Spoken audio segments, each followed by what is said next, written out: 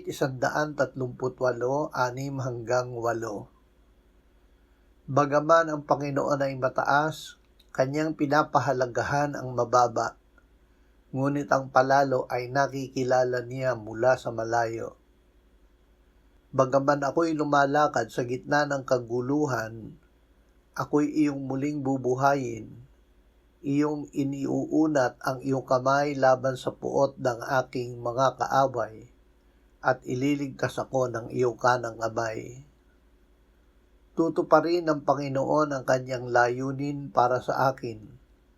Ang iyong tapat na pag-ibig, o Panginoon, ay magpakailanman. Huwag mong pabayaan ang mga gawa ng iyong mga kamay. Pagpapanumbalik ng biyaya. Ang tao ay nilikha upang makabahagi sa kaluwalhatian ng Diyos sa pamamagitan ng pagiging wala upang ang Diyos ang maging lahat. Bagamat sinira ng kasalanan ang layuning ito, ibinabalik tayo ng biyaya sa pamamagitan ng pagpapakumbaba, gaya ng halimbawang ipinakita ni Jesus.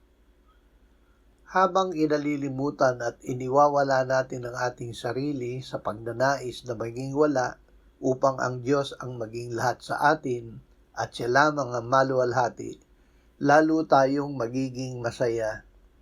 Ang biyaya ay dumating upang panumbalikin ang sinira ng kasalanan at dalhin ang tao sa kaluwalhatian sa pamamagitan ng landas ng pagkamatay sa sarili at pamumuhay para lamang sa kaluwalhatian ng Diyos.